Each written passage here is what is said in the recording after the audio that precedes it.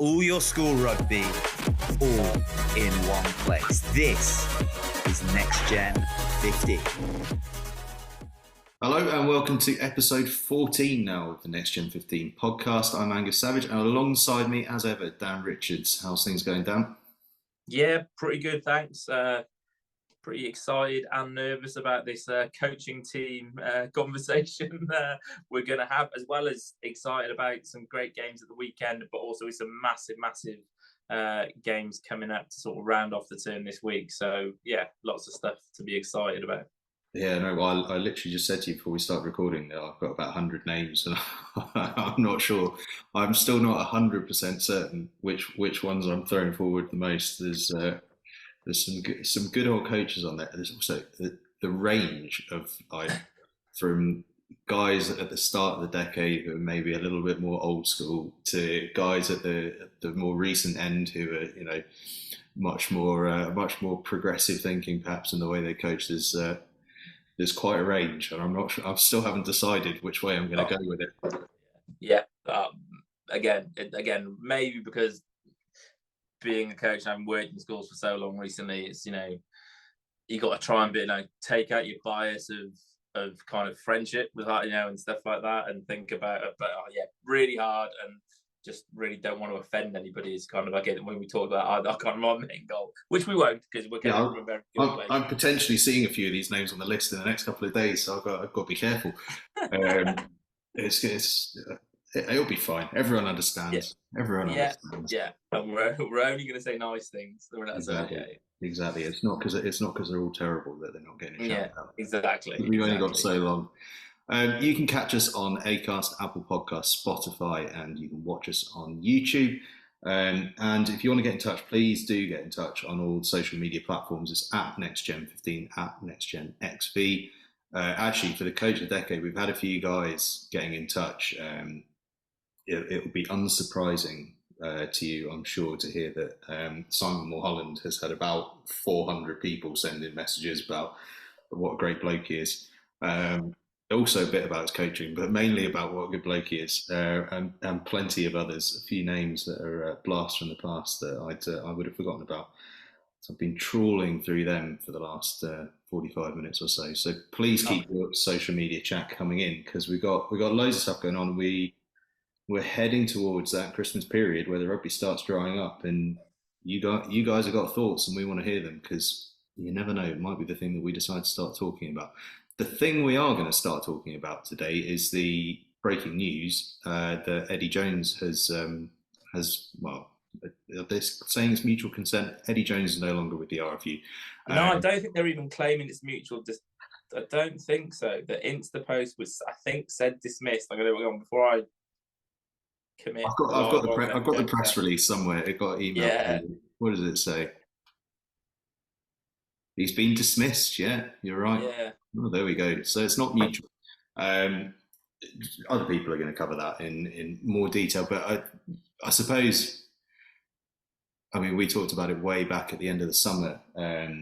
Eddie's comments around what was going on in the school game. I suppose forget the sort of the international picture. But a bit of me thinks that the head coach of the England team should be more than just a coach. It should be someone that kind of inspires kids along the way to get involved in the sport and stick with it. And for me, in many ways, that was the beginning of the end, was this sort of sticking the knife into the school system that has produced, almost every England player. It just seemed bizarre to me. Yeah, it's interesting that we're kind of top and tail in the term with talking about Eddie Jones, and kind of quite interesting and cool that the kind of the main story in global rugby is about the kind of end of what will likely be the end of the coaching career. We'll see. Eddie Jones may have another gig to go to, and we're going to look at and talk about coaching again, having talked about it last week.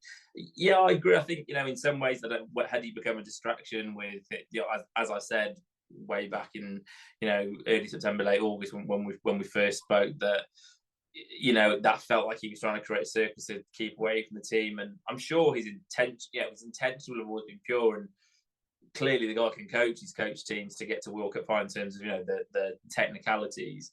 I massively agree with what you just said about, you know, again, in terms of thinking about what our, you know, podcast is about, in terms of, you know, that grassroots level of the game, schoolboy level of the game, aspirational level of the game. Yeah, like I think the head coach should be a spearhead figure, someone who is engaged with all levels of the game, and who, like, people at all levels of the game can look to and feel inspired by. I think that was something that Stuart Lancaster got really right. Yeah, very good at that, wasn't he? And it will be interesting. I think lots of smart money would go on Steve Borthwick, whether it's pre or post World Cup, being the next permanent post holder. I know Richard Cockrell's taken it, and I think from a few guys who've worked, you know, under Steve Borthwick, I think he's pretty good on that kind of people side of things that we talked about. So, but yeah, I think you do want someone who's engaged, because that's what the game needs. And the game needs energy at the moment at the sort of bottom end, and a head coach who cares, and maybe a head coach who shows up at a few schoolboy games.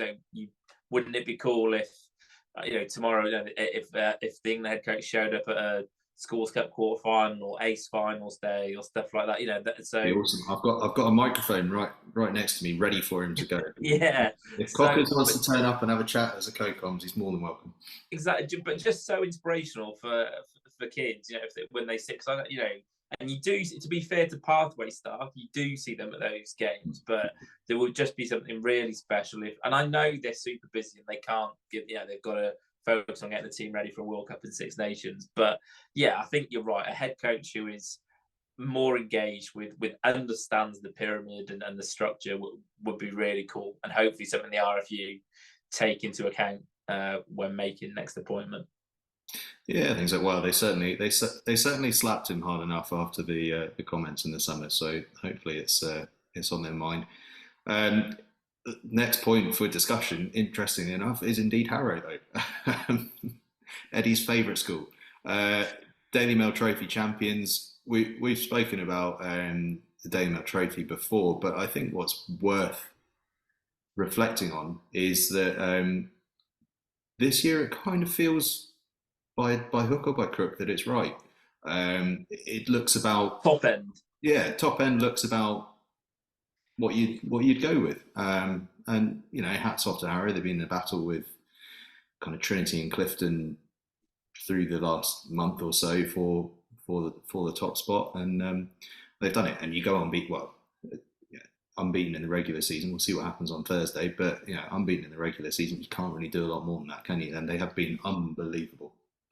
Yeah, no, I think we've kind of talked about this before, and again, some people will think I've got a bee in my bonnet about it. Maybe I do, about the Daily Mail Trophy, about in terms of its flaws. And I think we've chatted about how it probably kind of top three gets it about right, like 3 or 4 most years.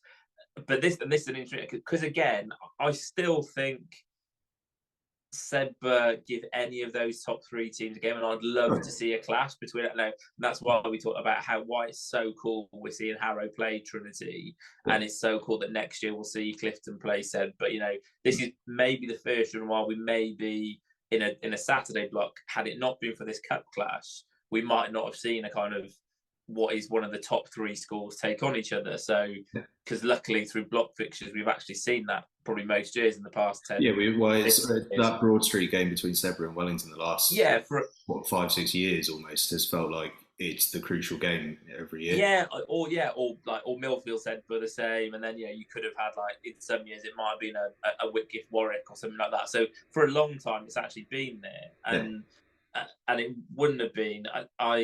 I just still think that beneath that kind of top 5, it still gets all over the shop.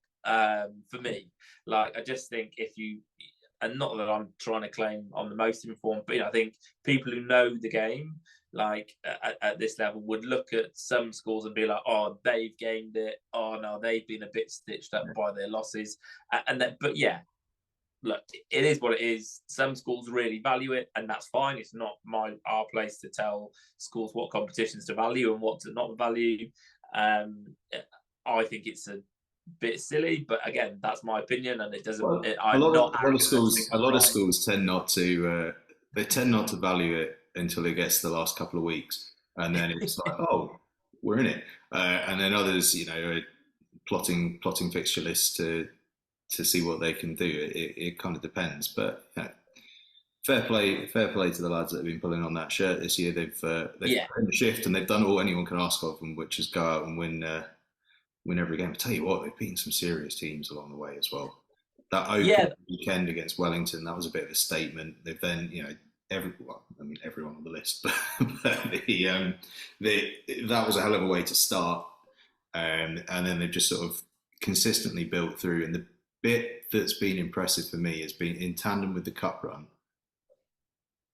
James has had to change his side up quite a lot to manage that Saturday, Wednesday pattern. And they've still maintained that same momentum. That's the really hard bit. It's all hard, but the particularly hard bit is trying to get that Saturday, Wednesday thing going and getting your bodies out on the field, and fair play to them. But I tell you what, Thursday's going to be big. Harrow Trinity.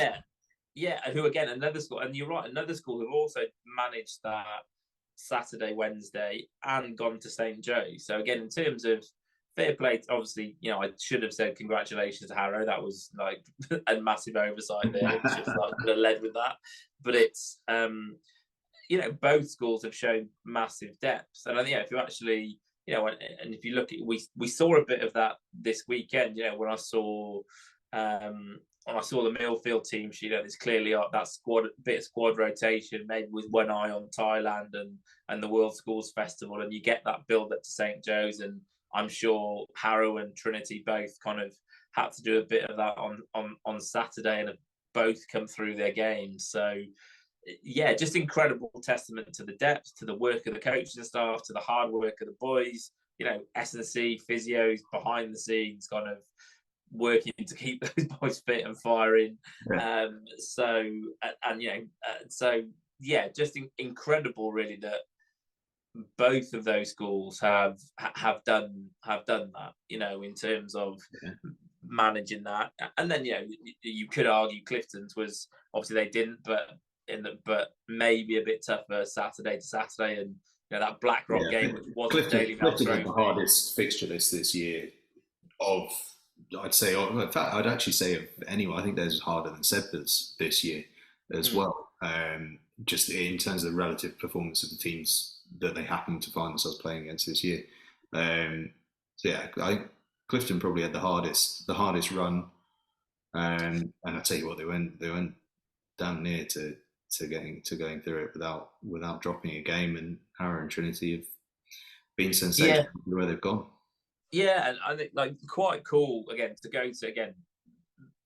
If you end up winning this as a sort of byproduct of being successful, that's great. But you can see, use Clifton, then they clearly haven't planned their season to try and do it, because again, you wouldn't put that Hartpury game in, you wouldn't put that Blackrock game in. Nice. If you're focused on the Daily Mail Trophy, because they're outside of that, and they're really hard games. So it's actually okay. These games happen to be in another thing, and we've gone really well in it. Isn't that nice? And I think that's probably true for all of those top 4 or 5 teams this year, actually. And that's a nice thing this year. I don't think it's been something that any of those teams have none of those schools have tried to manipulate the scoring system, which I won't moan about again. And they've just come out on top because they're class, and they've worked really hard. So well done to all 3, particularly of those top 3 sides. So I think we've been saying for a while, I'll probably kind of, and although again, and Sedber I think as in there, those 4. There's a group of 5-6 for me that stand out. Is Trinity, Harrow, Clifton, Sedber, Millfield, and Kirkham as well. They're the only team in England that defeated Clifton this year. That group of 6 have been superb all year. I think that's fair. And actually, all quite different teams as well, which is quite cool. I'd like to see a bit of variety up there. What else have we got? So Thursday is Harrow versus Trinity. So interestingly, on our Next Gen 15 table, Trinity this weekend, because Eton are slightly better than Epsom this year by the sort of measurement, Trinity actually got a greater award than Harrow this weekend, despite both being victorious. So Trinity on our table have jumped Harrow for top spot at the moment, but of course Thursday's game counts, so it's all to play for there. I mean, basically the conclusion I'm coming to is that those two are so neck and neck. It just means that Thursday is going to be absolutely epic. Can't wait to see it. Are those kind of, and then a Clifton, so I should know this, but then a Clifton third in the Clifton third. I can reel it off with Trinity, Harrow, Clifton are the top three. Sedbergh fourth, Millfield fifth, Kirkham sixth. And there is a spread of, bearing in mind that Trinity have 1,535. So just to give you an idea of how tight it is, from Sedbergh in fourth to Trinity in first, there is a 12-point difference. And that feels nothing. I think that equates to something like a 1.5% difference in the likelihood of winning against each other. Nice. It's pretty close up there. And then it's. I think you said this last week. It feels like then from kind of 6, almost for the next 20 this year. 6 to 25, 30 odd. It's just that actually teams on any given day might get the better of one another, which is cool, because I would imagine there's been a bit. Having a look at some results, I would imagine the kind of bottom end of that top 10 maybe shaking up a little bit with all teams coming in or out, but it's certainly Well, just to give you an example, 10 to 12 are separated by 2 points. Wow. 15, 16, 17, all on the same points. It is so close. It's unbelievable. I mean, it's almost daft to be putting a number next to them because it's just that tight. But it's all in the spirit of fun. And I guess all in the spirit of fun, we've got a couple of live streams coming up. I don't want to get into them too much because realistically, by the time people start listening to this podcast, we'll be halfway through Harrow's game against Trinity on Thursday. But on Wednesday, we're off to Marlborough College. So they take on Blundell's in the Schools Cup quarterfinals. At the same time, RGS Newcastle against Oakham. Thursday, we're live at Harrow for that game against Trinity in the Schools Cup quarterfinal. Both of those, by the way, 2:15 kickoffs. And then Friday night, Kings Macclesfield and Finborough go head to head. Going to be a couple of cracking games live, but all 4 of those games are going to be awesome. I actually think every single one of them to me is a toss up. Probably the one I feel least qualified to give a view on is Kings Macclesfield Finborough, because they're on such different circuits that you can't. It's almost impossible to work out what might happen there. RGS Newcastle Oakham feels even. Harrow Trinity, we've spoken about how even it is, and tomorrow's game, Marlborough College against Blundell's, again, feels like it could go any which way. It's very good to see. Yeah, I think again it feels like the cup's in a good place at the latter stage. It'd be nice to see it full. Hopefully, the fact that we've had some schools who maybe people like they're in a Schools Cup quarter final and they haven't done stuff like that always, might encourage some of those schools who are in that kind of maybe that top 30 mix. Your list of kind of who might not play in it to go into it. I think that Kings Macclesfield Finborough is super intriguing. I kind of, again, Finborough just still feel like this super unknown. Like all we seem to know is they're good, or I feel like all I know is they're good. And I'm sure people who watch them week in week out will be like saying we should be talking about them more. And again, just a chance for a school to do something, but then do something amazing. But also, Kings Mac, not a school that have always, been at that level. This is one of their great seasons. But if they get the job done on Friday night, it just raises it up even more. The rugby continues for them into next term. They've got a semi-final to look forward to. It's a very very cool time for them all. Also going on Wednesday it's packed week this week, absolutely packed. Everyone's trying to get their fixtures in before they all run off for Christmas. But also on Wednesday, it's Ace League finals week, Cheltenham Tigers. So today, in fact, they have the 9th, 11th and 13th place playoffs. And then tomorrow, it's 7th, 5th, 3rd, and then the big final, Beach and Cliff against Hartbury College. 3rd final for Beach and Cliff, never won one, largely because their first final they met Hartbury, and no one beats Hartbury in finals. They've never lost a final, and they've won every single one of these, bar 2. Unbelievable. I mean, what Hartbury do down there. I mean, it's such a different competition to sort of what we would term normal schools competition, but what Hartbury College do is just unbelievable. Yeah, it's phenomenal, and I didn't know, because I knew they had only not won 2. I think I didn't realise they'd never got to a final and lost, that they'd sort of been knocked out before the final, and it's just been like what has been achieved there, in because I can remember it kind of starting up, I guess, kind of it's around the time that we would have been, and it was like, okay, like what's all this stuff gonna be like, and it's just, I think, the top end of ACE by finals is there is, it feels like there's quite a big difference between the two ends of ACE, without meaning to be disparaging about the sort of those who haven't had as strongest, but when those kind of top 4 programs, like it's like you watch it and you're like, wow, like that really looks like a very good standard of adult rugby in terms of their their prep, like the boys' physical preparation, their tactical preparation, their technical preparation, like things like the set piece always look very professional. The way the kicking game and the backfield is managed always looks very professional. That it feels like the game generally has a bit more structure and professional shape to it around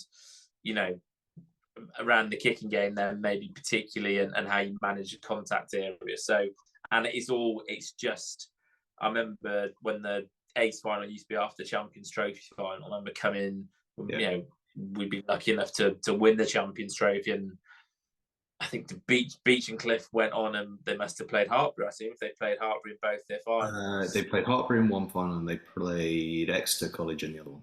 Okay, and I remember it almost felt like a schools game had been the warm up for a uni game in terms of the sort of physicality. Just watching the first, which like whoa, like, and we had some incredible players like on both sides. It was the rugby year, like, and there's guys from both those teams who were still involved in really high level rugby, and just like we struggled to hang in there, like physically in this game. And I think we could have, but that was a really noticeable thing about it. And some of that is time and what they do, and you can debate around what those programs are about and stuff like that.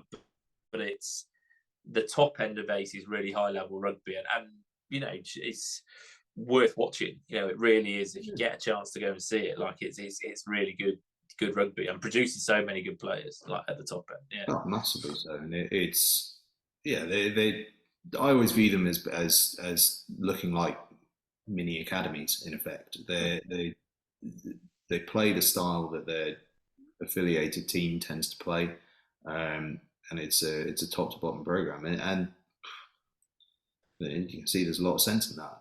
It's very different to what schools are doing, but it's built on a completely different mantra and ethos. In many ways, there's almost no point comparing. I'll tell you what, hell of an occasion, because the same things always stand no matter what sort of what the game is. Hartbury College chasing just yet more history, but also there's that pressure, isn't there? If everyone around you has always done the job, suddenly the pressure comes on that you've got to stick to it. For Beach and Cliff, it's almost a sort of free hit. No one expects anything, because of course no one expects anything, and that's no reflection on Beach and Cliff. It's just a reflection of history. So they can just go out there and play, and keep a calm head and see what happens. They've got every chance, and for them, what story if they do it? That makes them one of the most storied teams in ACE League history if they do that, because they're the ones that toppled Hartbury. No one else has done it.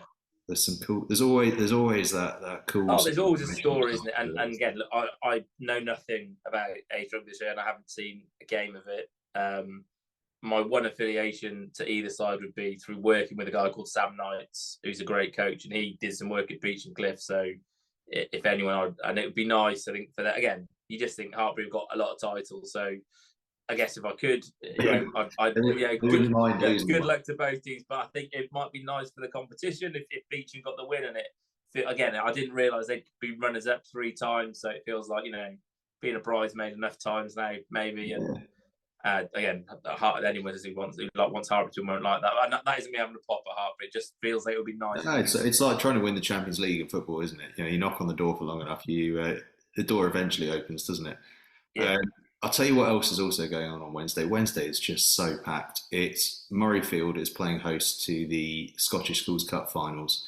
First up, the under-16 Strathallan against Stuarts Melville, and then the under-18s Merchiston Castle v Edinburgh Academy, which is the longest running continuous schools rugby fixture in the world.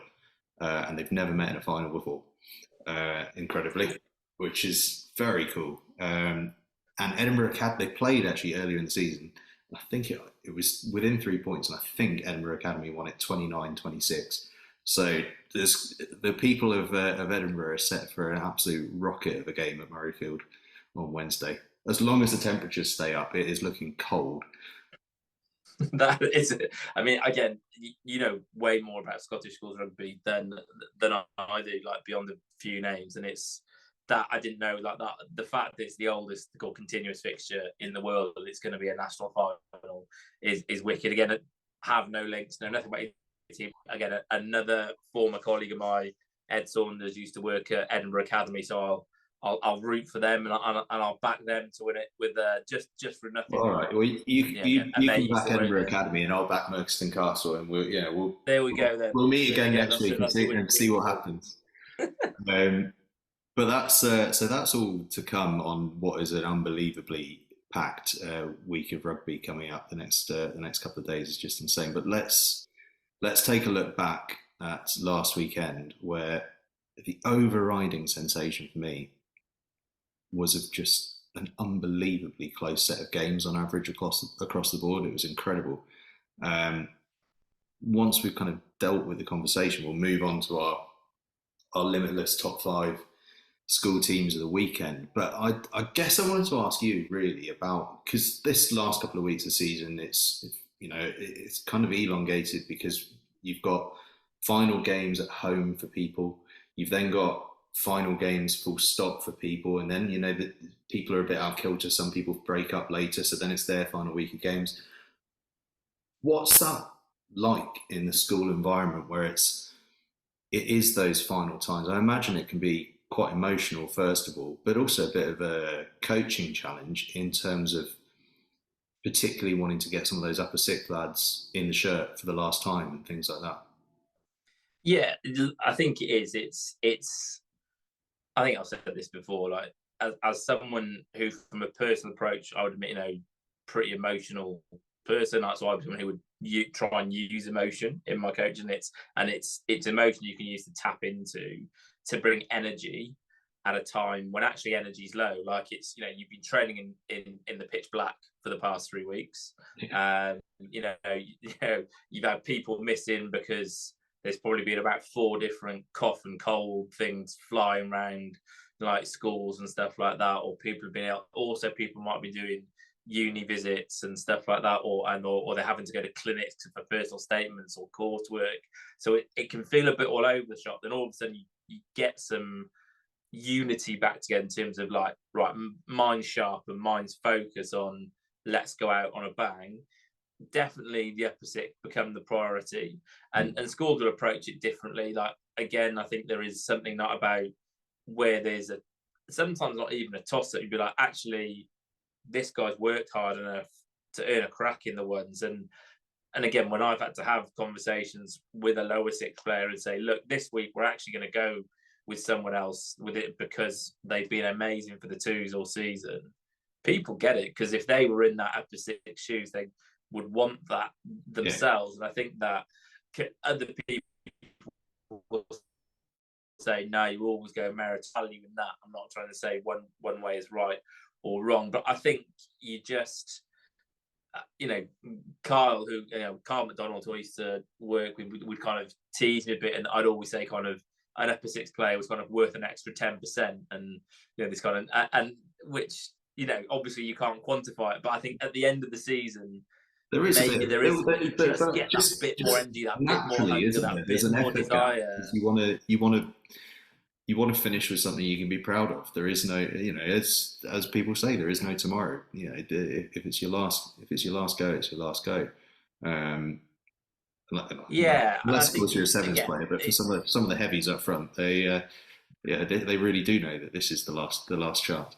yeah, and sevens is different anyway. In terms of the games played so differently. You know that you're going to just be doing repeat sprints for all of January anyway, even if you love sevens. So it's It's not I think something it just it's not means something you look forward to until it's actually happened. yeah. So it's I think there is a lot of emotion around it, and I think it can galvanise teams, and that's why you all of a sudden I think see games tighten up.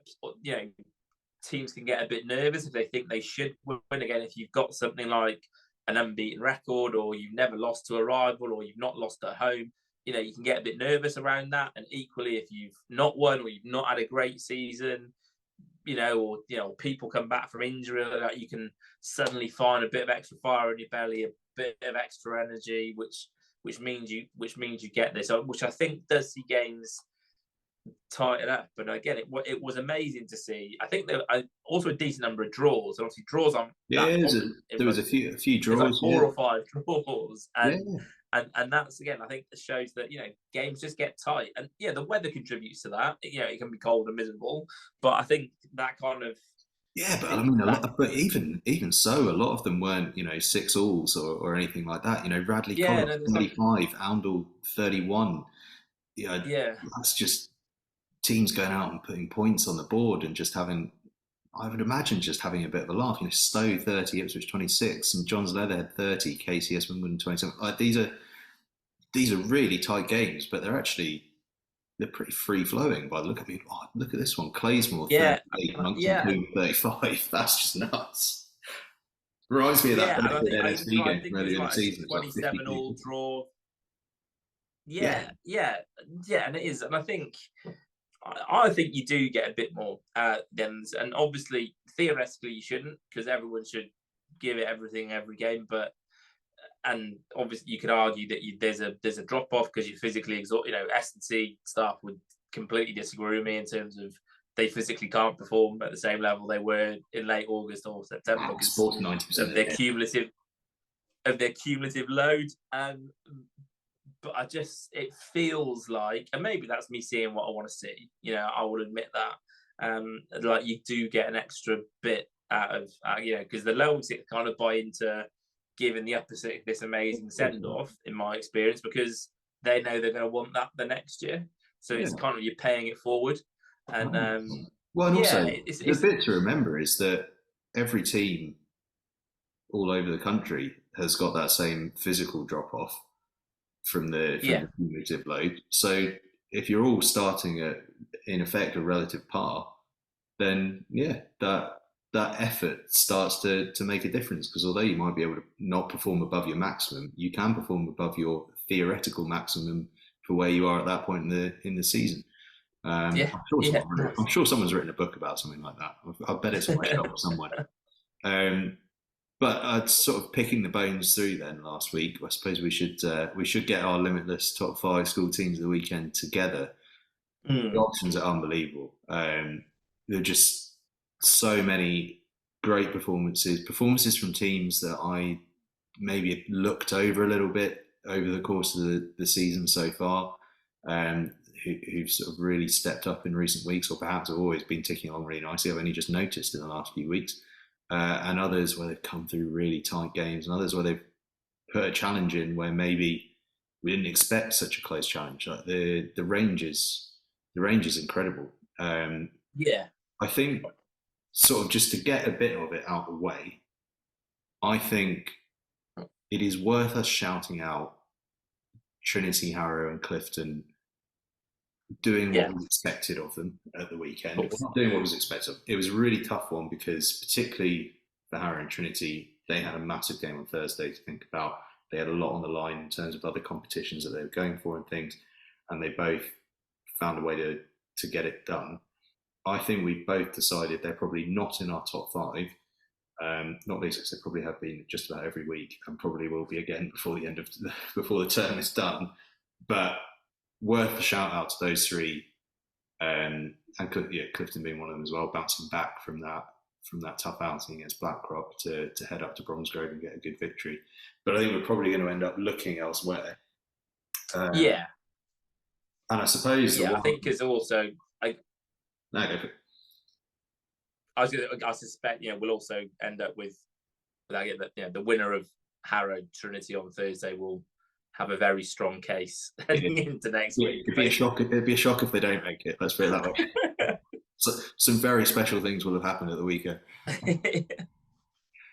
But I suppose where a good place to start is probably Tunbridge Wellington College, because Tunbridge had the sort of, probably falsely, it was kind of viewed that they had a slow start to the season. I think now that we can reflect on what's been, turned out they just had a very tough fixture list early in the season. We just didn't know it was tough at the time. And Wellington probably not had their best year, but at the same time, every time they've come up against a very challenging side, they've performed really well. And they've competed, right? If you look at those schools championship games, Whitgift, Sedbergh, Millfield, probably the three in an average year, three of their toughest fixtures. They win one of them, they take the other one right to the final play, and against Sedbergh, they hang on in for a pretty close game. So when they've been challenged, they've met the challenge. So it's not quite the doom and gloom that others might have wanted to associate with it. It's actually been not too bad. Putting those two together, and we got an incredible game. Yeah, again, and it's kind of a hard one in some ways to talk about. Because I'm still so close to it, and you kind of exactly with you, like, oh, is it a disappointing year? Because you look at some results, but actually, you look at that Millfield game, you look at the Sedbergh game, and you're like, if one is the other way, again, if that Trinity quarter final at St. Joe's goes the other, like really, all of a sudden you could have had an amazing season. So it is. I actually think it's a group who just haven't.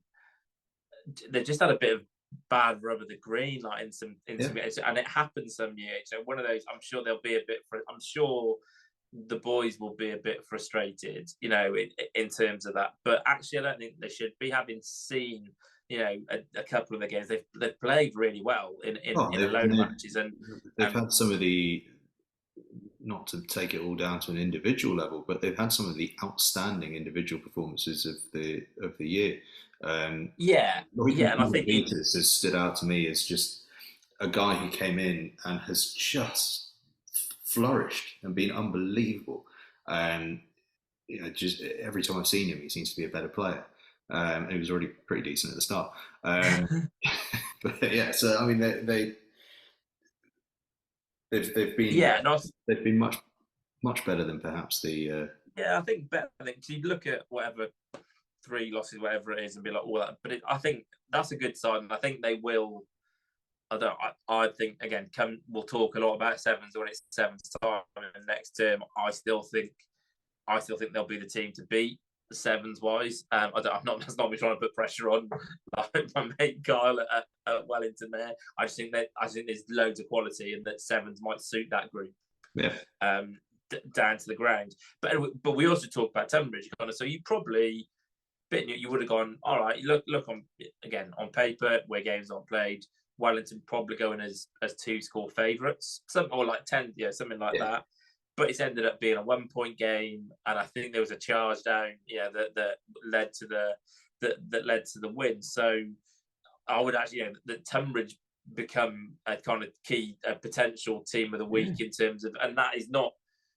Again, we've talked a lot about you don't have to win in order to be a team of the week, and they've shown through the season that they're a gutsy team. Maybe not a classic Tunbridge team, as you just said. That Tunbridge fixture list is hard, and when it can get really brutal week in, week out if you haven't got either some star quality or that kind of that depth that sometimes Tunbridge have had. But this group have clearly hung in there.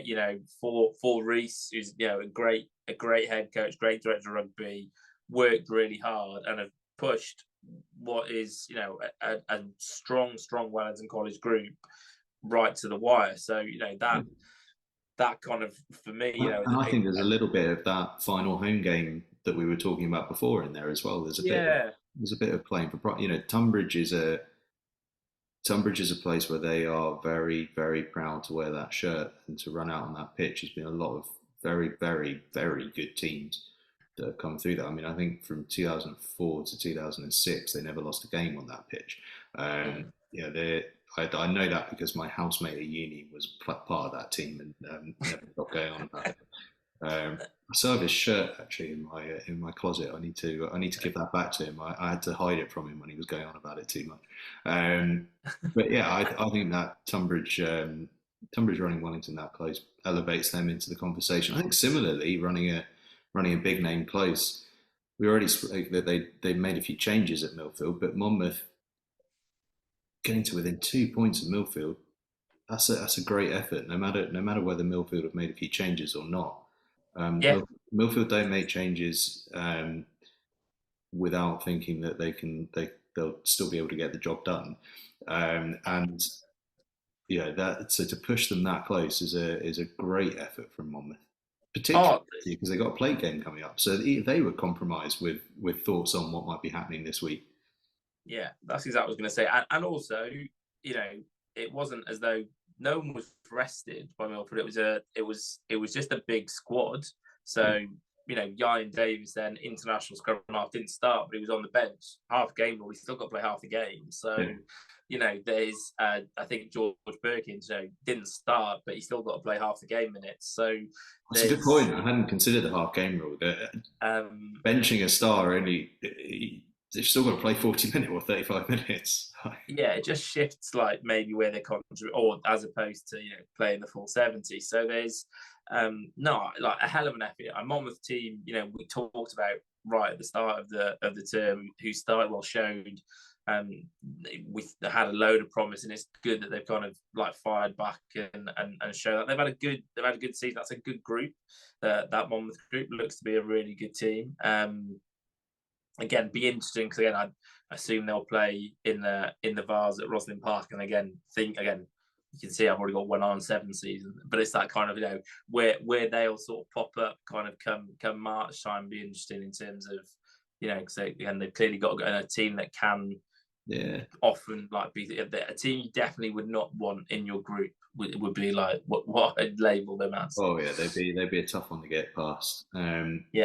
Let's rattle through a few of these because I realised that we've been dragging our heels a little bit, but some teams that stood out for me. Brighton College picked up real momentum towards the end of the season. RGS Guildford, we've spoken about how they competed so hard against every sort of challenging side, or not challenge, every challenge they've had, they've risen to it.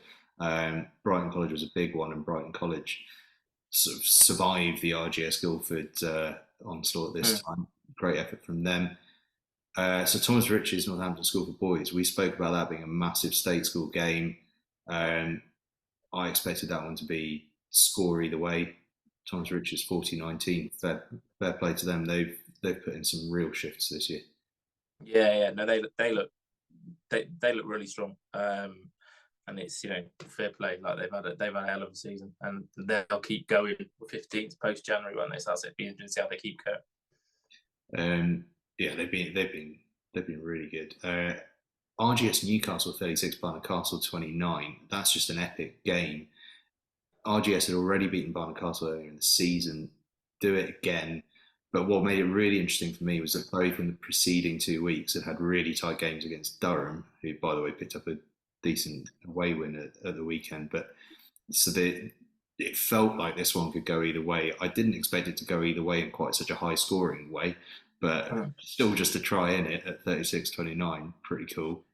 Who else have we got? Let's put in a real shift. Hymers College away at Bradford Grammar School. We've spoken about how impressed we've been with Bradford Grammar School. Emmanuel with a really good win against St George's Weybridge. I thought Dulwich St Paul's was a cracking contest. 10-11.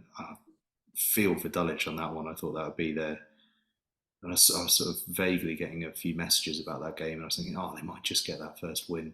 That just eluded them. But one team that did get their first win, and I'd said I'd give them a shout out, Uppingham, 32-20 against the Leeds. Fair play to them. It was quite a big day at Uppingham as well, actually. I mean, as everyone knows, I think now I'm an old boy there, but it means I'm on the old boys' email list and all the rest of it. And they had a big day for it was like an unbeaten Colts team in the 70s or something, and they had a massive reunion that day, and then watched the first team. So a nice little bit of history on the sidelines. And nice they got first win as well. I mean, it's a long old term with a lot of effort, and it's tough to go through it without. Again, not that it's all about winning, but again, it's nice to get a bit of reward for all your efforts. So yeah, like a huge it may not all be about winning, but we sure all do like to. I think that's probably the way. I think that's probably the way they view it. I'm just rattling through a few now, but some other close ones that really stood out. Worth winning away at King's Canterbury 16-15. Mount Kelly hosting Plymouth College 32-27 victory. Then those two we mentioned earlier, St John's beating KCS Wimbledon and Stowe against Ipswich, 2 cracking games. And then a shout out to Cranley away at Marlborough College, who of course we got on the live stream on Wednesday at 2:15. But Cranley winning 45 away from home. Not really so much about the scoreline for me, is that Cranley sort of I'd had a feeling they weren't having a great season, and then they've seemed to have real momentum in the last few weeks. And then I was kind of going through their results, I was going, they've had a pretty good season. They've actually done really well. It's all been a bit on the quiet, which I guess is the way they quite like it over at Cranley.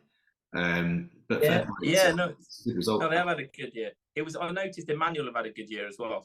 Their result sort of jumped to me, and I sort of had a little look, and Emmanuel have had a slightly different level, but it's like Emmanuel have had a good year. Like they've got some good wins against kind of good consistency and stuff like that. So again, not a program we've mentioned a lot like through the term, but like they've done really well this term. Right, let's get on top 5. Who are we going with? Let's see your thoughts. It feels like that RGS Newcastle game was pretty special, so that they I agree. That looks. I actually think Tunbridge. I think that was. Again, it maybe sounds disparaging when to give it to a score like Tunbridge in defeat, but it felt like that group put in a hell of a shift in a home game there. I get.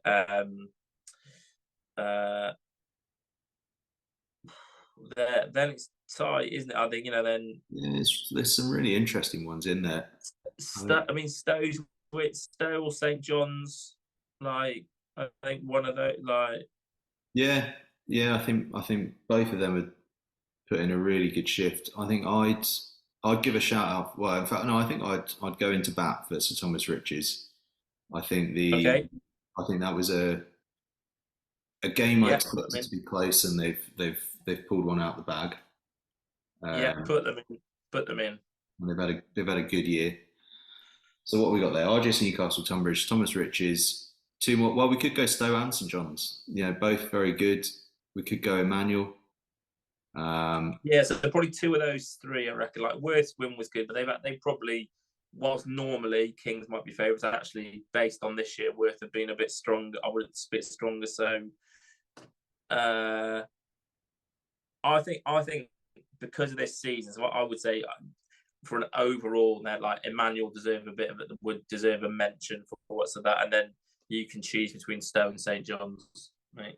Yeah, well, I mean, both are impressive. I think I might go Stowe, and the reason I'll go Stowe is they're a very, very good side. The last big game they were in was against Oakham. That sort of kind of heartbreaking defeat. Oakham coming back from almost nowhere, really. And this is probably their next big fixture, and it was hastily arranged because each side had a couple of cancellations and things. And to come in, step up in a big game, and these are sort of games that Ipswich taking really, really seriously as well, and would have wanted to do really well in. So we know the sort of challenge they'd have met.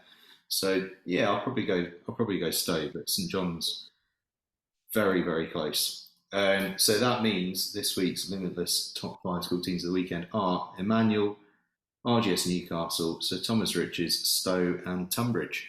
That's a good group of schools. That I like it. Nice. We've stuck to 5 this week. Right, we are out to 6 last week. Yeah, we haven't cheated. Right, we Yeah, have. exactly. We've been going up. Let's do this coaching team, and let's do the coaching team. Yeah, we'll have to do it quick now, which probably means I'll have to stop myself waffling. Well, so, I'll tell you what. So, well, let's look at. So what we're gonna do is build a sort of coaching team, and I think we've decided what we're going to do, because we're absolute bottlers, the pair of us. Is once we've built this coaching team, we're going to sort of send it out to the world and say, who do you want to coach the team? Yeah. Oh, and are we both going to pick a separate coaching team, or we're going to Yeah, let's go for it. Okay. Do you want to go for it, or do you want to go on? I'll tell you what, you go, and then, because I've got like 100 candidates, so you go, I'll pick 5 different people. I'll try and be as quick as I can. So again, I think it's worth quickly. This is very sort of what I was trying to think about. We know this is super subjective, all right. And I was, again, it's interesting. I tried to approach it with having a little lad, and I was like, right, who maybe would I want my lad to be coached by? So that was a little bit of my thinking. I tried to. So some guys. I've ended up picking a team of 5. Some guys who were sort of close then, but particularly great. So and some guys like not a massive famous rugby schools overseas. So Giles Hegarty, who's at Cheadle, Ollie Torrey, who's at Eastbourne, Tony Yap, who isn't actually kind of works across Blundell's and Taunton Rugby and the uni, but a great coach. Like John Mallet, great. Yeah, John Mallet at Milford, I'm sure loads of people have mentioned, but I haven't actually. Eugene Martin, who was at Warwick and then at Whitgift, and is now at Stanford, is an incredibly everywhere he's gone. They've had good teams as well. Yeah, and a really creative coach, builds really nice relationships with the boys. Jacob Ford, actually, again, but it's kind of seems to have been starting to build something pretty special at Ipswich. And like his last one, kind of as my just kind of honourable mentions was Sam Beckett at Shiplake, who I actually think makes an old Sedbergian there, who kind of makes a Shiplake College team always punch above their weight by sort of, I think he's taken some of those lessons he learned. Does some really, has a very nice way of building a sense of what makes a sort of special team. It sounds like a really silly thing, but the way that they interact with us at NextGen15 is really impressive. The way that they interact with social media, and not that any of those things actually matter, except that when the stuff you're putting out there is of the nature that they are, it gives you a little insight into the workings of what they do there, and what they do is create a very special environment, and that's what it's about. Yeah, and he just, again, I'm thinking maybe now he should be in my coaching team. He does some really cool stuff, some little, like one of the first schools to start really doing Friday Night Lights. Now kind of everybody does one, quite often does nice little touches with the shirts for a group, like with names or little tweaks. They've obviously been massive supporters of the Matt Hampson Foundation. So kind of like they, again, I'm starting to think maybe Sam should be in my coaching team, actually. I've had some really nice players down there for years. Finn Brown, I think, was he played England under 18s, and he had a Wasps contract and stuff before. Wasps. And they Tom Howell as well, I think, at Worcester. Yeah, they've had some really good sevens teams. Right, anyway, but now onto the actual staff. Then I might have added Sam Beckett to it. So probably not. Yeah, I talk about this guy a lot. You mentioned at the top of the show. So my director of rugby. It's Simon Monholland, Noxie at Sedbergh. I'm going to call him the king of schoolboy rugby. I can't believe I let you go first, because that means that I can't have Noxie in mine.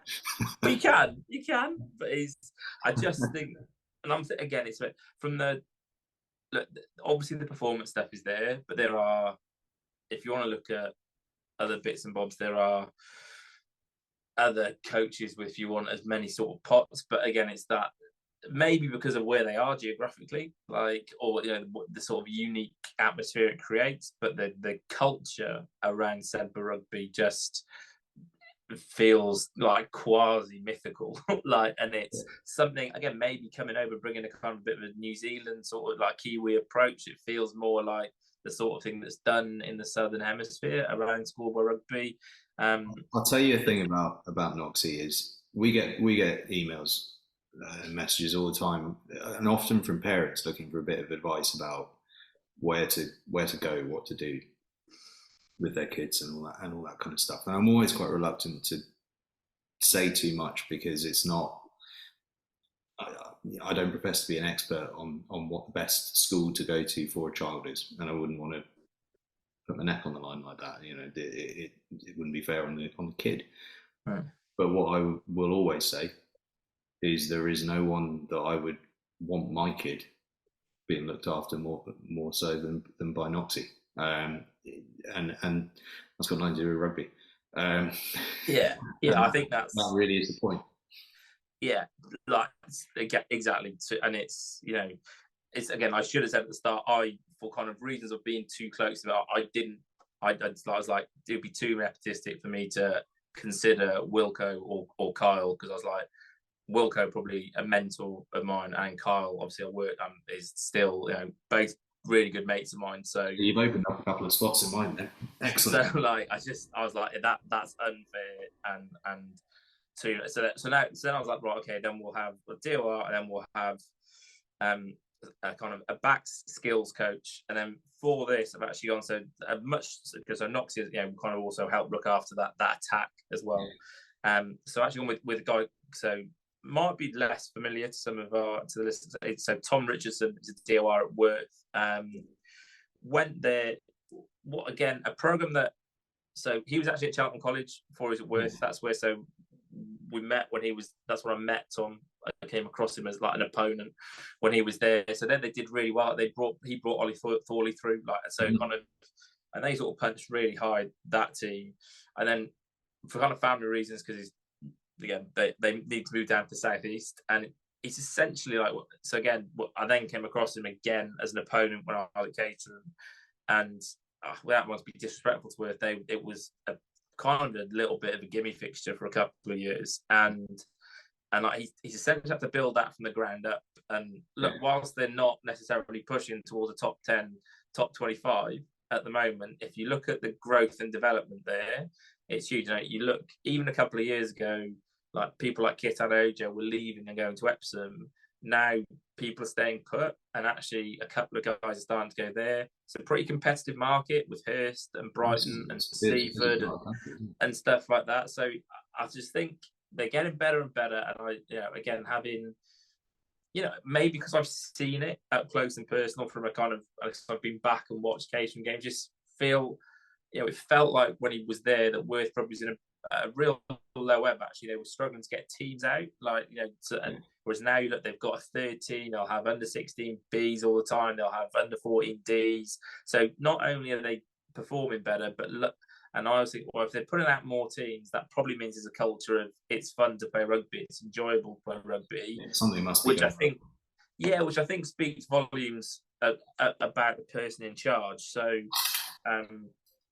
gone for Tom there. So then on to then we need someone to look after our lower numbers, and I did only have one name, but I'm going to backtrack and go two. So I'm initially not. I'm going to include Sam Beckett in my coaching team, I like that. and alongside, so Sam can do the sort of set piece and breakdown. He's a pro, so he can do that. And then alongside, and then alongside Michael Owen from Haileybury, who Michael Owen was some skills, couldn't he? Yeah, just all the defensive system. Like, there's also. I've left a few bits, but they can sort it out between them who does what. But it's, I just think, again, Mike probably took over a program that was in like a decent state, but I think it speaks volumes about someone who's come from outside teaching, that they've now become a housemaster.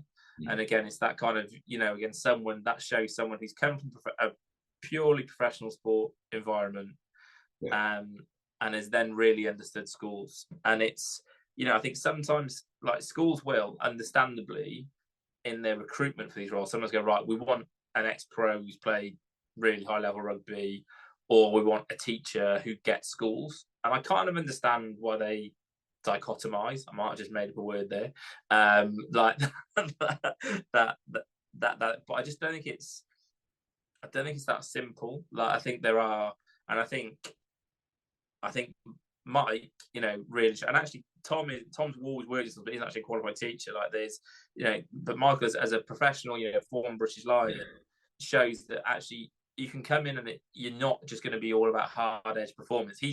They produce some great teams, some great players when he's been there, and he's helped drive recruitment, no doubt. Like, but he builds great relationships with young people. He's all about, when I've spoken to him about trying to get fixtures sorted and stuff like that, he's all about, let's find the right matchup, let's balance it. And it was, both when I was at Caterham and Wellington, so when I was talking to him as someone who'd be a bit better than us, he'd always kind of match it up, and then he'd be like, all he wanted was a good experience. All he ever, and I think when your emphasis is on creating a good experience for the young people in your charge, then again, I think you're getting it right.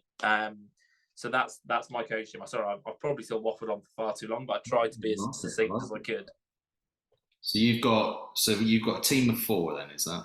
Or have you team got 4, yeah. Team of 4. I've left a lot of names out there for you. So yeah, I think you really have, and you've.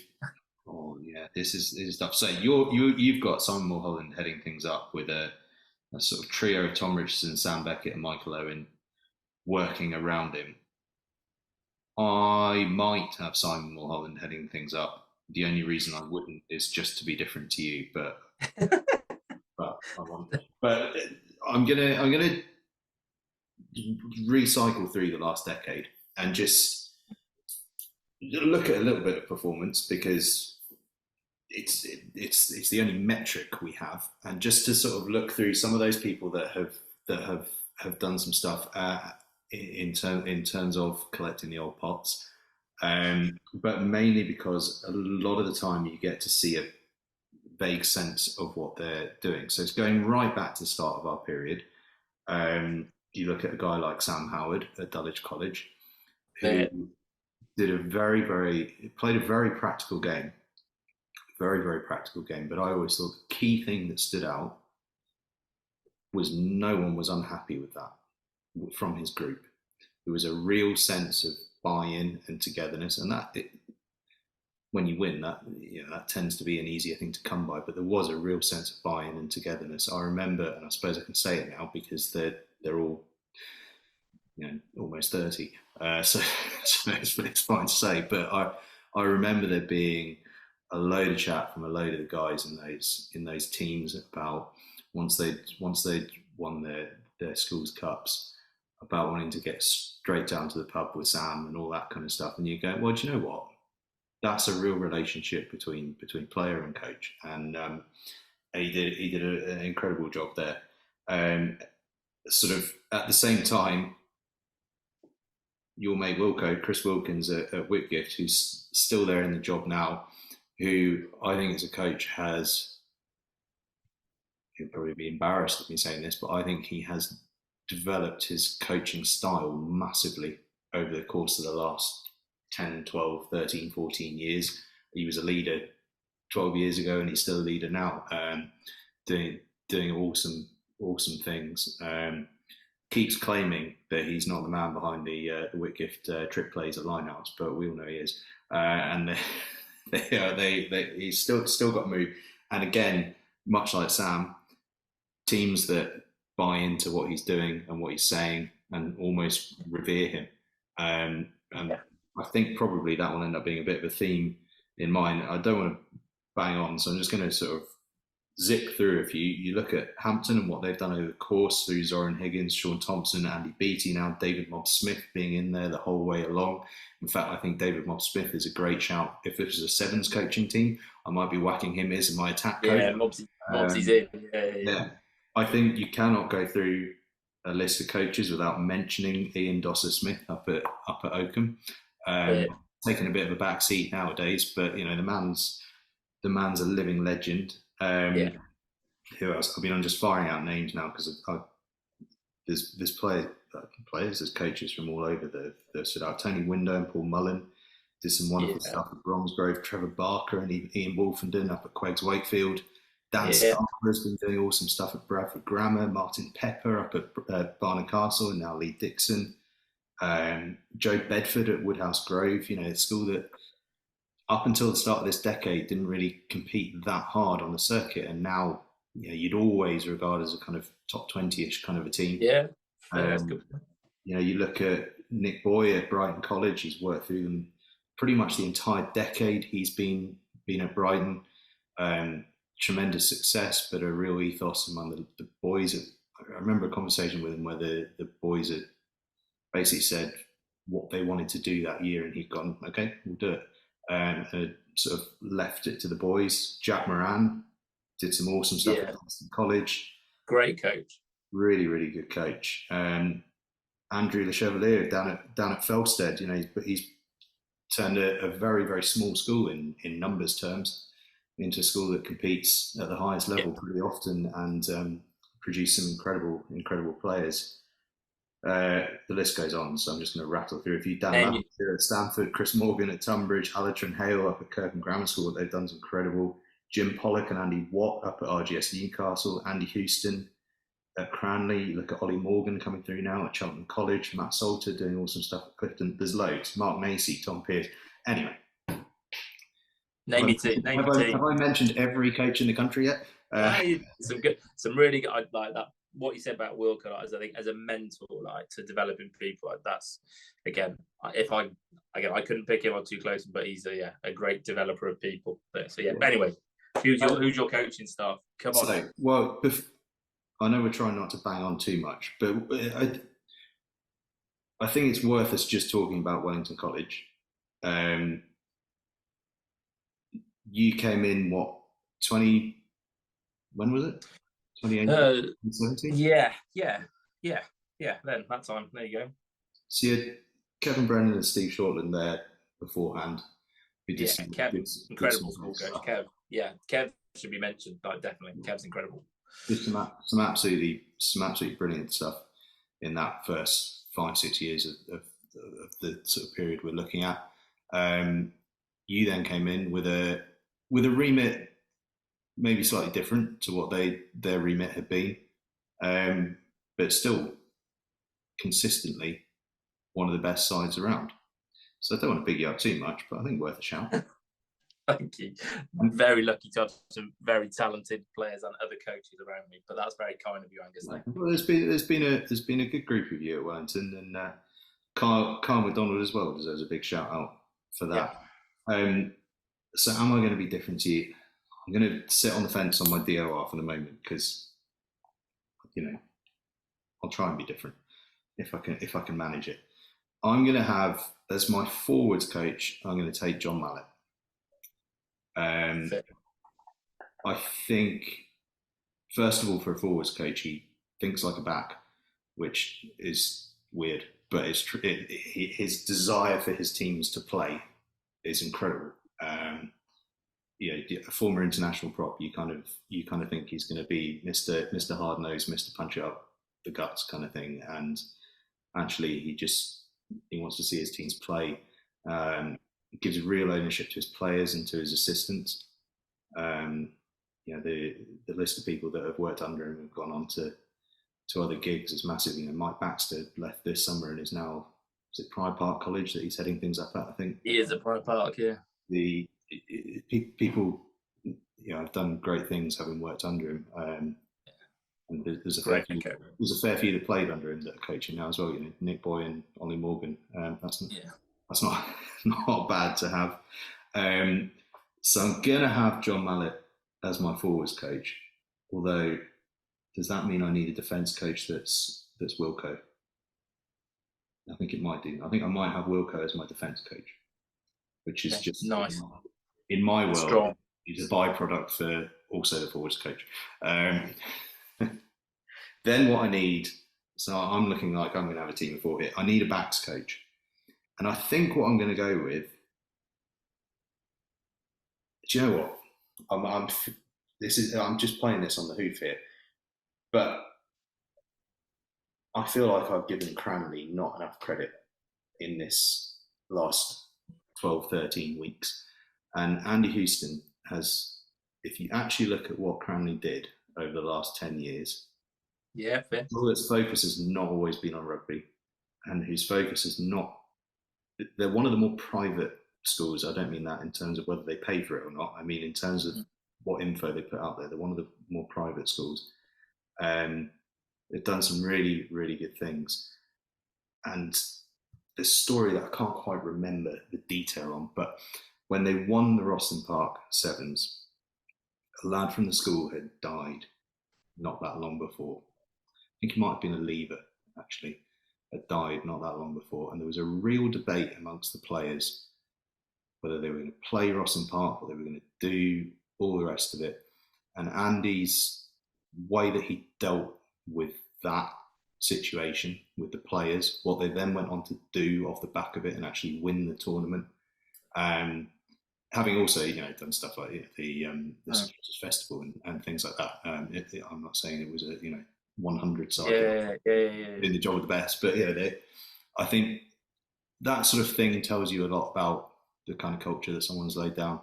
So I'm going to whack him in as my backs coach, and I just can't. Oh, can I?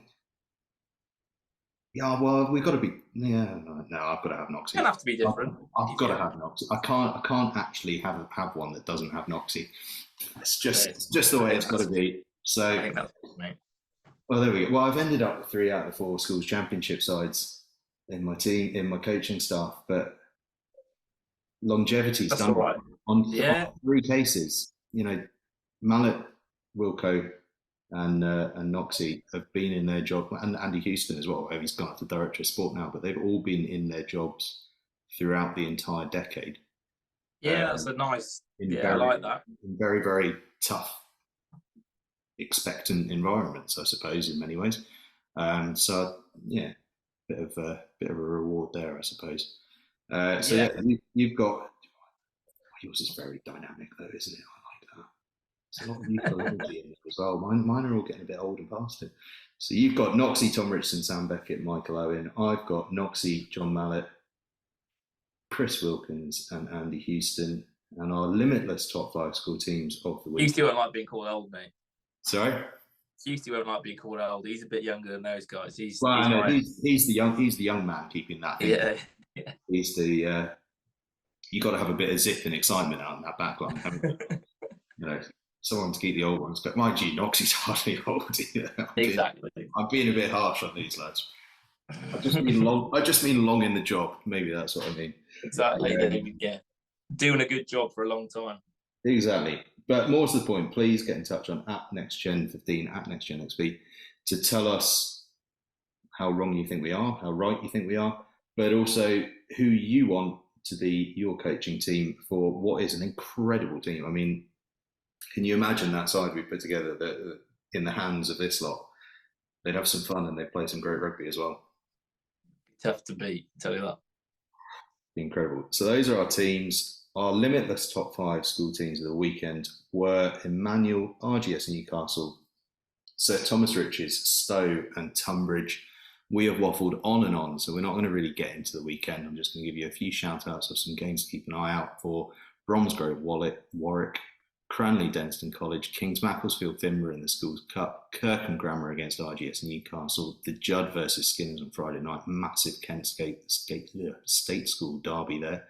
Trinity, John Fisher, massive Croydon derby. Trinity coming off the back of Thursday's live stream, and Whitgift Ipswich, 2 massive teams. So there's loads of other stuff going on, but we've got some big old games coming up over the weekend. Check out more of my thoughts and we'll just pretend that Dan definitely agrees with them. All in the I do, of course. Up on the website. Dan, we've put it out there. I'm feeling uncertain. I feel more uncertain about this coaching team than I did about any of the players that we've put in the team. More nervous about. Might get some flack here, but that's all right. That's all right. Yeah, God. Well, as long as it's the backs that come knocking, because they're all a bit smaller. I'm worried about the Andy Beatties of this world coming in knocking on my door. I don't want to get on the wrong side of them. Yeah, too many good coaches out there. No, it's been fun. It's been fun to talk about. It's been a hell of a decade. It's been a hell of a decade for coaching. It's been a hell of a decade for rugby. It's been a hell of an hour and whatever we've been on for, though. So that'll do it for us. You can catch us on Acast, Apple Podcasts, Spotify, and YouTube. And please, as I say, get in touch with your thoughts on that coaching team on @NextGen15. That's @NextGenXV. And if you didn't hear your name and you're a coach, it's because we ran out of time. 100%. Good stuff, Dan. We'll catch everyone next week.